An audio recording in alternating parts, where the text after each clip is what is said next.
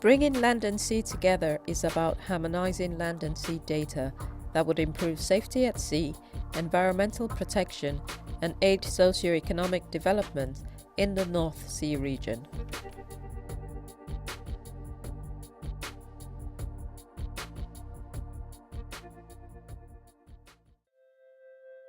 Presently, North Sea countries manage geographic data independently, and there is little integration of geographic data over land and sea. Work Package 3 will identify and integrate geographic data sets.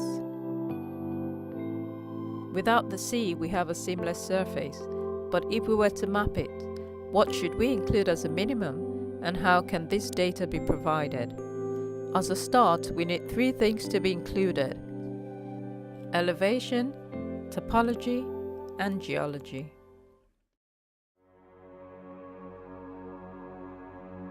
Elevation is simply the changes in height over the seabed.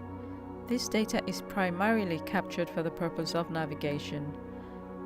Seabed elevation capture is focused around commercial shipping routes where safety of navigation is critical because of its relatively high costs. Topology is concerned with the features that make up the surface of the seabed. As with elevation, this data is also captured for the purpose of navigation. Its navigation focus means its usefulness is limited for other application areas. Geology is the sediments and bedrock. Typically, a National Geological Survey captures the marine bedrock and sediments. However, the data specifications for bedrock and sediments differ. We have three key challenges to address to bring the land and sea together. Differences in approach between data collected for land and data collected for sea results in the lack of seamless join between datasets at the coastline. Where the data is collected to well-defined standards, the differences can be easily corrected. In addition to the differences in data collection methods, the intertidal area is difficult to capture due to a limited temporal window governed by tides. As a result, the intertidal presents itself as strip of no data when the datasets are to be combined. Despite marine data being captured and managed to a single standard, there are ongoing challenges as to how datasets match at the offshore boundaries between neighboring nations. This situation is apparent in the North Sea as well as in other parts of the world.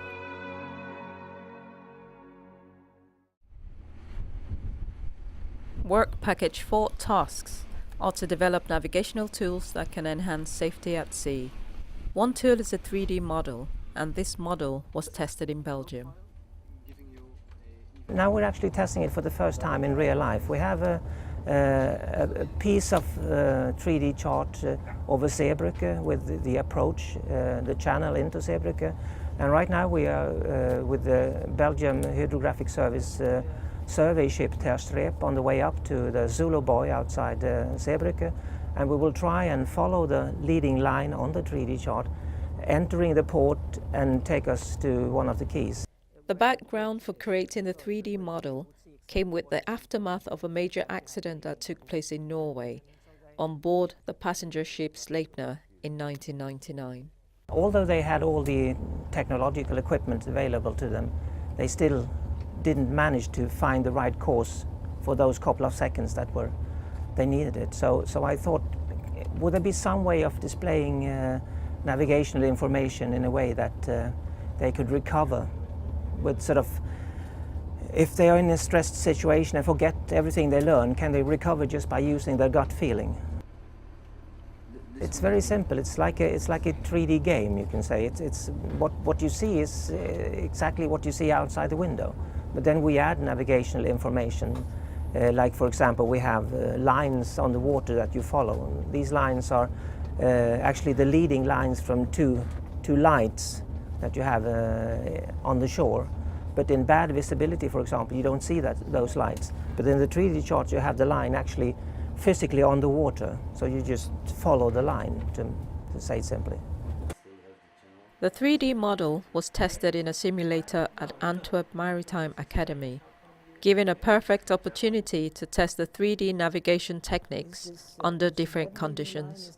I built an exercise entering the port of Zeebrugge with a lot of current outside of the breakwaters and then building up wind as well. And with a lot of fog, so the visibility was almost nothing. The captain who did the exercises had almost no other use but the normal radar and the 3D radar from Mr. Porat. On a normal ship you would never enter the port of Zeebrugge without tugboats, and here we were able to just try it. If you have a collision, it's okay, you can learn from your mistakes, or it's okay that it happens in real life. You won't take the risks that you are okay with taking here. The 3D model is never supposed to be instead of the it's not really navigation or for not for maneuvering. Not for maneuvering and not for planning or judging distances. It's more like a tactical display. The 3D model proved useful. The feedback from the navigating officers showed the need for a feature that will display the contours of the ship's hull and heading, in addition to the fairway. This and other helpful comments and features is a must from a navigational point of view, and will be included in the next iteration of the 3D chart. Work Package 5 is connected to the North Atlantic Information Management Centre. The centre was established by the Norwegian Coastal Administration in 2010. The task of the Work Package 5 is to exchange maritime information, especially AIS information, between the countries in the region. So we can have an early warning, or we can be prepared as soon as possible if something goes wrong or something happens out there in the regional common water. See, there is a lot of traffic out there with different types of vessels. And if we, for instance, choose one of those vessels, we got more information about the vessel. This is a vessel from Norway, and we can scroll down to links to other lists. For instance, here you can see it's an offshore vessel. Initially, we were tasked with developing this monitoring and exchange center, with everything that involves. After some careful consideration, we decided not to invent any new wheels, but rather to use the existing wheels that's out there already. So, and to assemble them into a vehicle which we now have and which we now call the North Atlantic Information Management Center. For the purpose of visualization, we have chosen to use an existing VMS-based geographical software. The web application that I'm talking about visualize the ship on a geographical background, geographical in the sense of maps. And the system is kind of is very flexible and are able to display, in principle, any kind of map. I'm also convinced that our VMS-based platform are a very suitable platform to integrate deliverables from the other work packages in the BLAST project. Maritime traffic information is important for vessel traffic monitoring centres, like the one at Kvitsøy. A VTS is a traffic center that monitors all traffic above one specific size and give information and tell the ships how to sail in difficult situations. They also give clearance to all the vessels that want to come into the area and have the overview over all traffic that is in the specific area. We have in the log approximately 10,000 information a year to vessels. We have approximately 3,000 times we are active going in to regulate the traffic, and we have about 10 to 14 serious near misses in the area.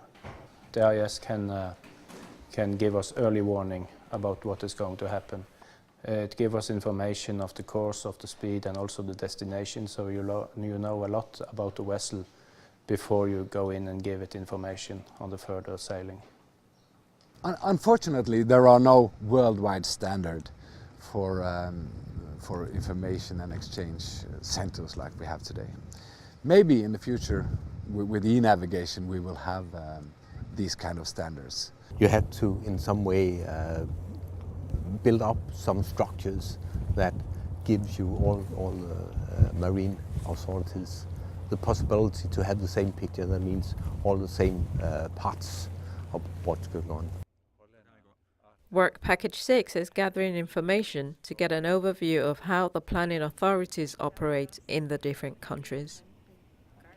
What we try to do is merge that together, and based on that developing a kind of decision support system which supports the different planners in the different countries in planning the use of the coast around Europe, both now but specific in the future, because we will see the climate will change and the effects of that we'll have to adapt to. So that's what we are planning to do in WP6. We are giving advice to many different kind of people in Denmark that are dealing with the coasts, and we would like to be able to answer some of their questions, and BLAST was a perfect platform for doing that. So you can see in this area how the flooding probability will increase with increased sea level rise, and we have all indicators: urbanization, we have tourism, we have coastal stability. Now there's dry, but it has rained a lot in Denmark, so the coastal cliffs will become more and more unstable, and we have erosion indicators. We have some very good indicators on the impact of climate change on our coasts.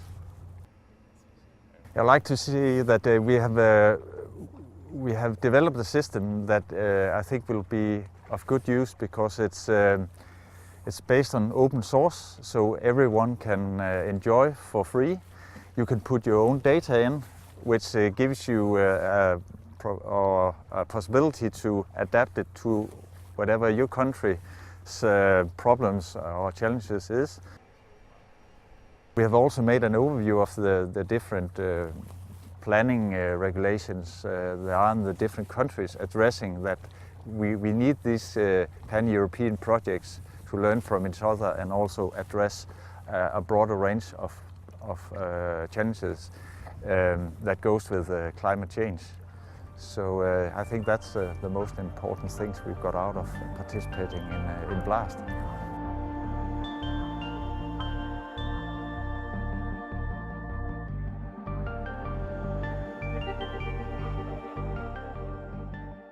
I can see that in BLAST we are bringing the land and sea together, so we don't see the land zone and the sea zone as separate. And I think that will be good in the future, because I'll see a more focus from EU's side on integrated coastal zone management. And such a tool that we develop here and the BLAST project as a whole is an integrated project. So I think it's very good that we now have this project that are addressing that we are integrating both the landward zone and the sea zone.